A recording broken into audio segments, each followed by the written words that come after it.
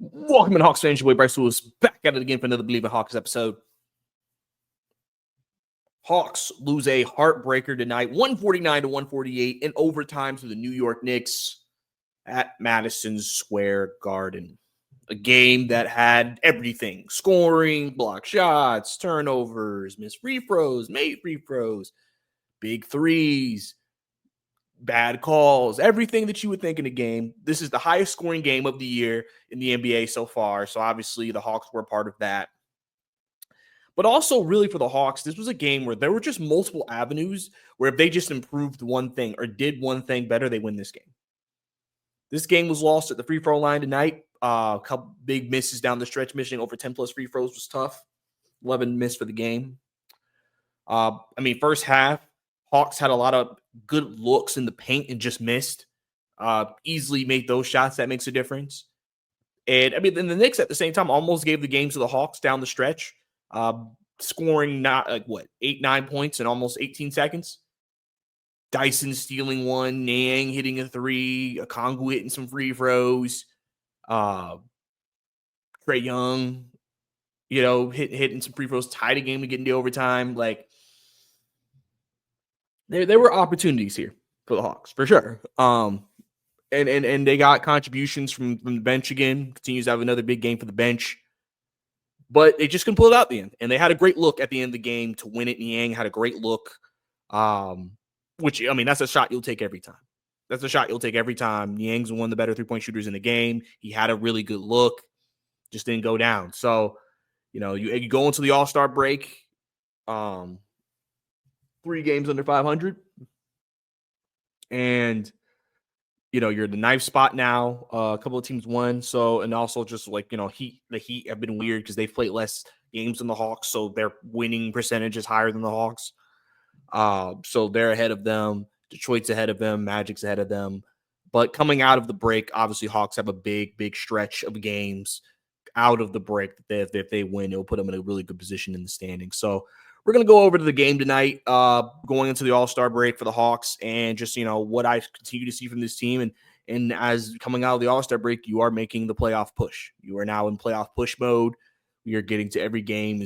Everybody's trying to determine seeding and trying to make that one last push. So maybe they're not in the play-in. Or if you're the Hawks, if you are going to be in the play-in, at least be 7 or 8. So you only have to win 1 game instead of 2. So I appreciate you guys tuning in to Believe in Hawks for another episode. Obviously, it's your boy Bryce Lewis. If you enjoyed this episode, subscribe, like the video for show. And all your listeners, leave a rating and a review as well. Tell your friends about Believe in Hawks. You can follow me on Twitter at Bryce_2K as well. BRICEY_2K. If you want to keep up with all my takes on our team. So, like I said, tonight was a game where, we can talk about the missed layups. Hawks also defensively in this game were not great. We're not great in this game defensively tonight. I think that obviously is the big thing. I think Knicks shot 57% from the field tonight. Obviously, that's very unideal if you're the Hawks. Hawks were struggling to defend them. Size was a big issue tonight. And the thing is, if you look at the board battle, Hawks won the boards. They won 47-39. They won 19 offensive rebounds to 8.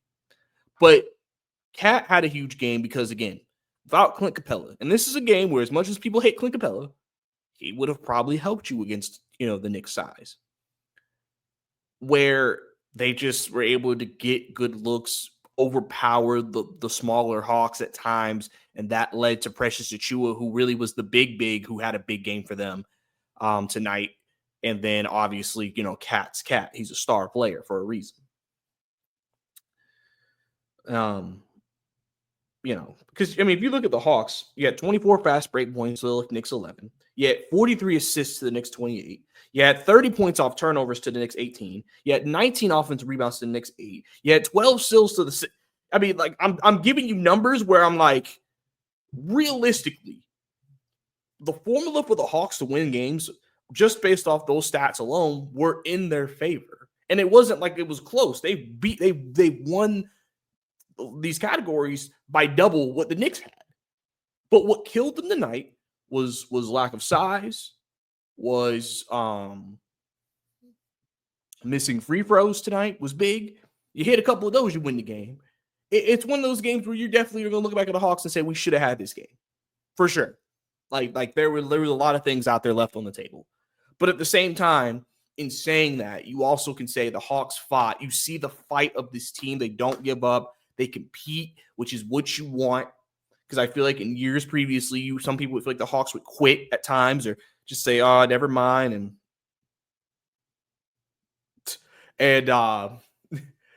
you know, it's one of those things where even with all of that, I think the Hawks are in a good spot. I think the bench obviously is so much improved. LeVert had a huge game tonight. He had 20 off the bench, and Niang had 21. Getting 41 points from those guys. That's big. Niang has been great for this team. Just like I said, Niang's a guy that you live with his defensive liabilities because he works defensively. He tries, but he's also a guy who can make big shots. LeVert, I mean, he can hit big shots. He's another ball handler on the floor. He's finishing games because of that. I mean, he had a double-double tonight, 20 and 10, and 7 assists. He almost had a triple-double tonight. So he was big. Wasn't Terrence Mann's finest game tonight. Could use a little bit more from him, of course, but it happens. Obviously, if the Hawks were healthy, Vic Krejci may be a guy that they may have looked at as well in this game. And I feel like Vic could also help in this game with some things too. But like I also mentioned, I think Mo Gay tonight, same thing, really just wasn't his type of game. This was definitely a game where you could be like, yeah, Clint Capella could have helped here. But overall, Hawks did what they needed to do, I think, to give themselves a chance to win in this game. And the thing is, going into the break, obviously Trae's participating in the All-Star game. Ricochet's participating in all the skills challenges and things they got going on for the Rising Stars of the rookie team and everything like that. Biggest thing I want this team to do is, well, actually, no. The biggest thing that's going to help this team moving forward is practice. I will probably bet you the Hawks with the new additions have not actually practiced, like outside of film and shoot arounds and walkthroughs. They have not actually practiced. That's one good thing about the All-Star break is that it allows you to practice. Hawks don't play again until Thursday of next week. I will bet you that Quinn will have those guys practicing at least probably Tuesday, if not Wednesday. And I believe that game is also at home. I have to go check that, but I believe that game's also at home, so that probably will suit better for their schedule. Here's a fun fact. The Hawks have played the most road games out of any team in the NBA. They played 31. Hawks have played 31 road games by the All-Star break. There's an 82-game schedule. The Hawks have basically played 2/3 of their road schedule.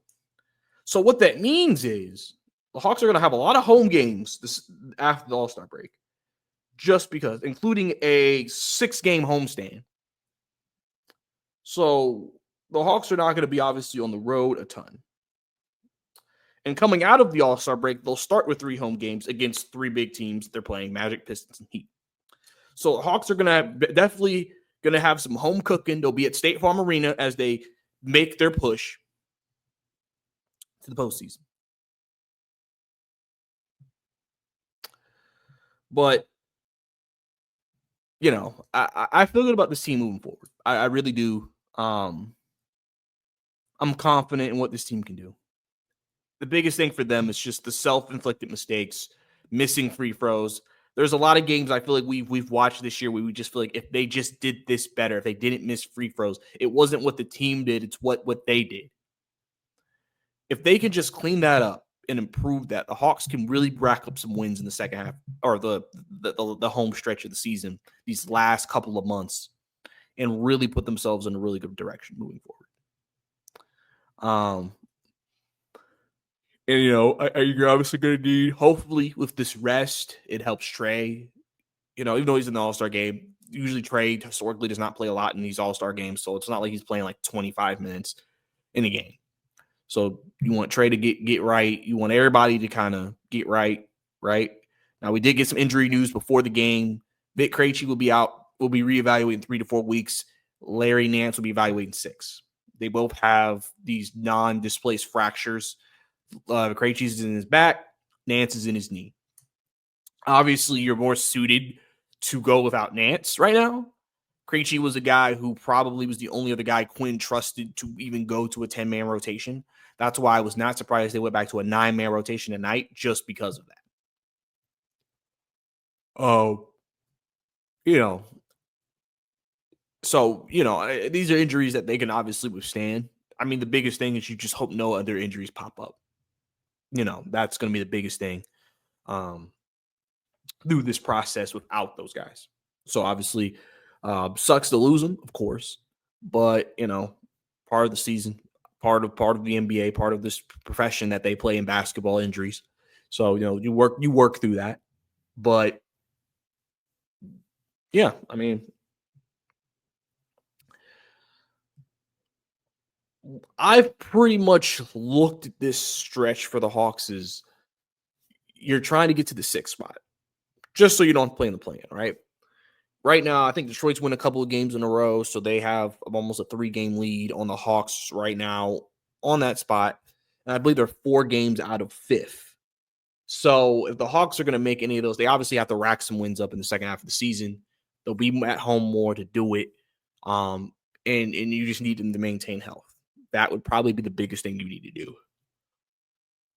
But overall, the team tonight, obviously, you got contributions from everybody. Riche gave you a good game tonight. Obviously, I talked about what,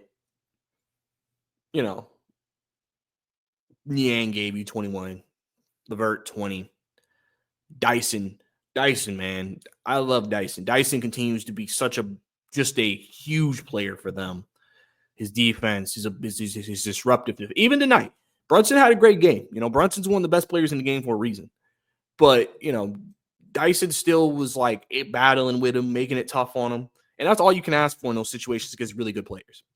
Trae Young, 38 points tonight, 19 assists. Almost had another 20-20 game tonight, 30 and 20. Could have had 40 and 20. We could talk about the turnovers. Obviously, Knight had 8 of those. And obviously, we sometimes talk about his decision-making and that being better. But, I mean, Trae Young had to kind of put out what he put out to just help with that. Right? So I think the Hawks have a squad. I think the Hawks legitimately have a squad. I think they're ready to go. I think that they just have to get more chemistry together. Because I think sometimes too, with some of the clunkiness you see in the games, I think that's also like, all right, new team playing us a different way.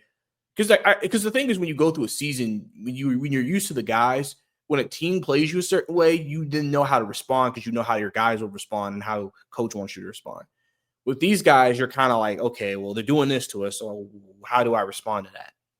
And that's something I think will also be cleaned up as well. And again, with the practice that I think the Hawks are going to be getting with these guys, that'll be big for them to work on those things that they want with Niang, with Levert, and with Man, and help them get more and adapted to what the type of way they're going to run. And the fact that they're veterans has allowed them to be even able to step into this and play right away and play well.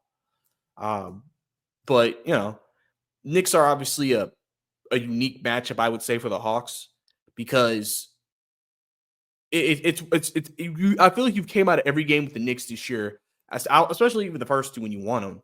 Your third game, you had a lead, you kind of blew it, kind of went the Knicks way. And then this game, they had a lead, they almost blew it, and they were able to hang on. But like, if you're Hawks, you're coming out of these games like we could beat this team. Like I like it's just we have to not have self-inflicted mistakes. When we played the Knicks the first time, we turned the ball over 24 times. I believe they said like a high turnover game. Like the 2 times the Knicks have beat the Hawks, it hasn't been the Knicks just beat them because they're better. the Hawks had self-inflicted issues and problems. That game was turnovers. This game was free throws. This game was missing open shots in the lane. So you feel like, and we play these guys one more time. We play them 5 times. So we played them one more time in the NBA Cup. But I mean, it's just one of those things that kind of show you this is a team that I think can make a push in the direction of making the playoffs, and we'll see what they can do it. We'll see if they can do it for sure. So tough game, but good effort. Good effort from the guys tonight. And like I said, I'll dive a little bit more into their performances. So, listen, I'll start with the bench. LeVert, great. I mean, this is literally what I was saying about the fit of the team. DeAndre gave you scoring. LeVert, basically, they're just asking LeVert, can you give us the same scoring DeAndre Hunter gave us? If so, okay, we've already found a replacement. Now it's about what the other 2 guys can do. But LeVert is a guy, again, who you can trust to have the ball in his hands, who you can trust to shoot, who you can trust to score. And I think as he gets more comfortable with the Hawks, I think you'll see him.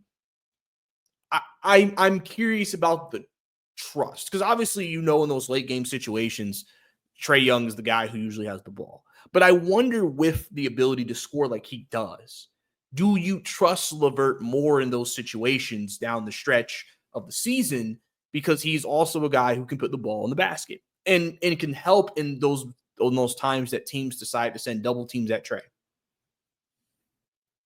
I think that's going to be something that will be looked at clearly. If I'm Quinn, I'm looking at that, because LeVert brings you. He had 3 blocks tonight. Like he was active tonight. 5 offensive boards for LeVert. Kind of did everything tonight. If you think about it, he kind of had a Dyson Daniels like thing where he just kind of does everything. And those are the type of players they want to have. That's that Hawks DNA that you hear from Landry Fields in them a lot. But I mean, overall, I mean, you're pretty LeVert's been great. And I've already seen some Hawks fans online talk about, do we need to re-sign LeVert? And listen, for Niang and LeVert, they're playing, obviously just for their, playing to play, and they're good players. But they're playing also, and the front office is watching, saying, hey, are these guys that we may need to look at, seeing if we can bring back? Obviously, if LeVert balls out, you would think somebody's going to give him a pretty decent contract. And so that may be a guy who's tougher to resign. But obviously, Niang's a guy who, depending on the team and depending on what Niang wants to do, you could definitely retain. Again, it literally depends on what the Hawks want to do. That's what it all depends on. But, LeVert was great tonight. Niang as well. Like I said, had some defensive lapses. Obviously, him playing more minutes led to Precious having a bigger offensive game. But at the same time, Niang on the floor was plus 18.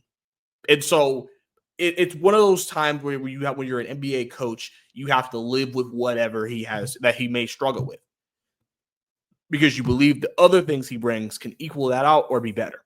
And this was one of those situations. 4-10 from 3 tonight. I mean, active guy. I mean, listen, and the Knicks were hunting him early. Obviously he's a guy that, with a guy like Brunson, you are hunting him. You are like, we are going to hunt, and we are going to try to get him in pick and rolls and try to get him in a mismatch. But like I said, Niang fights, Niang works, Niang puts into work to try to, overcome that. And so I can't fault his effort, and he puts in the effort that is there for them to really, just keep it a play, basically. But big from those guys. I mean, Terrence Mann, like I said, didn't have a great game tonight. Like I said, with him, he is the least offensively gifted player out of the 3.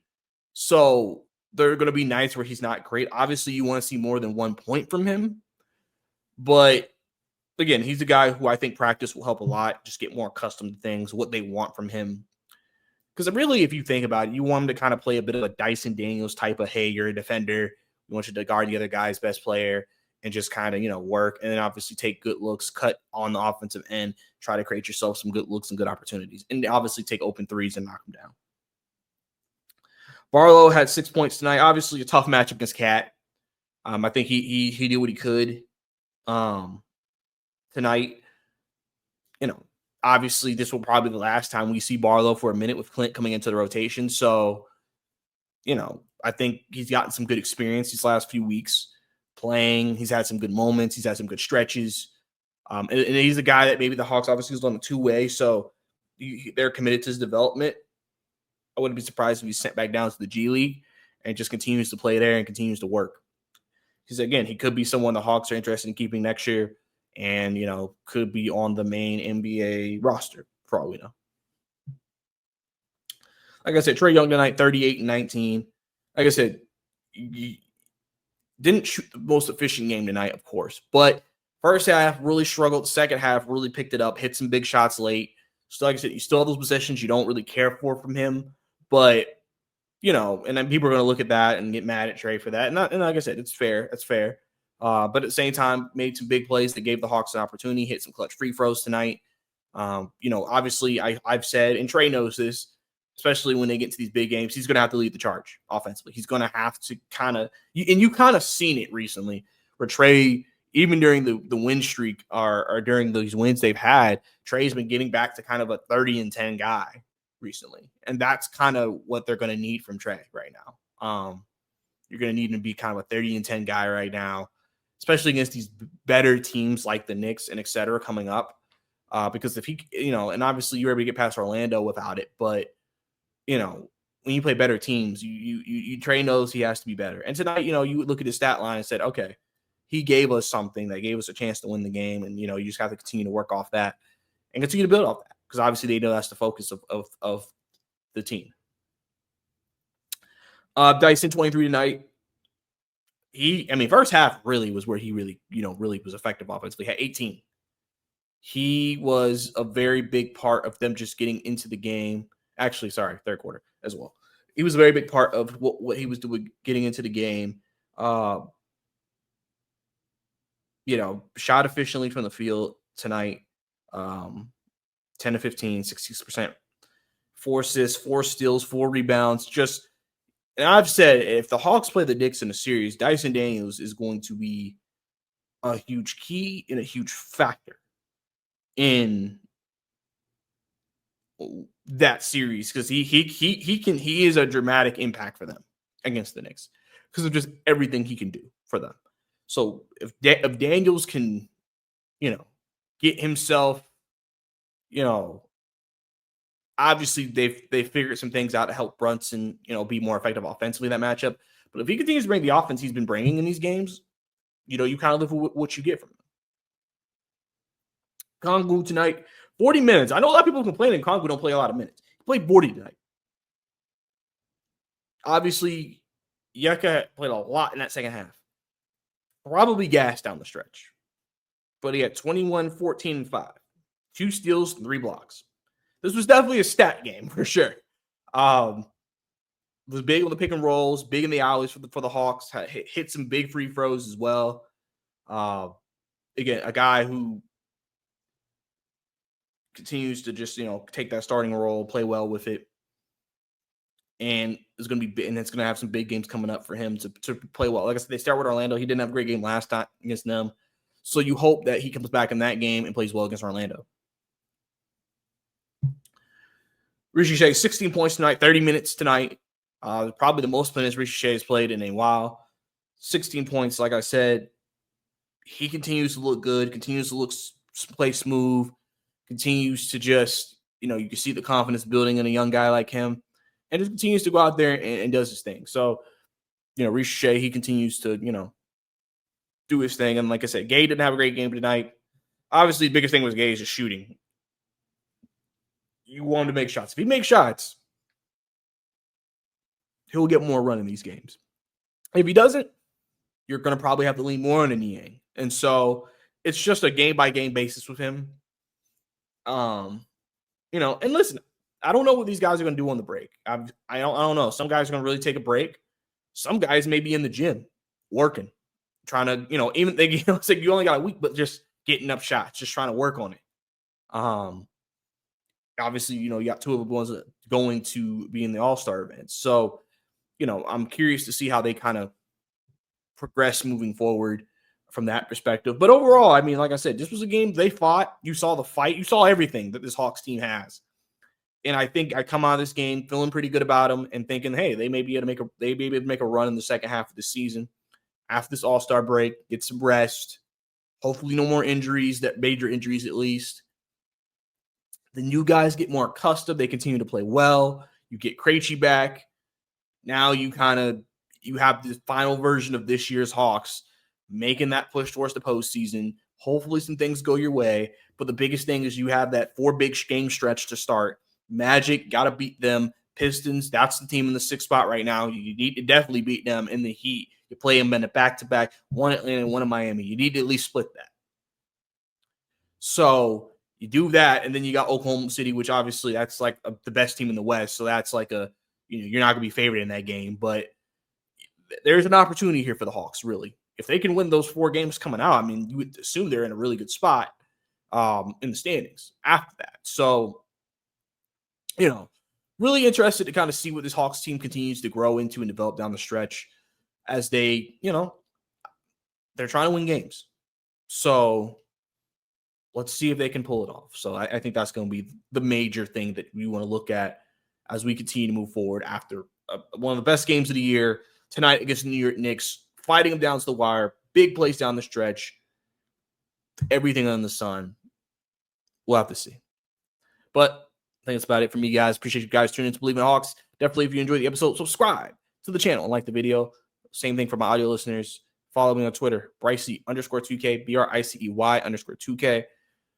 We'll see what my content looks like. I might try to get a person on here to talk about the All-Star break, Hawks, and before and after.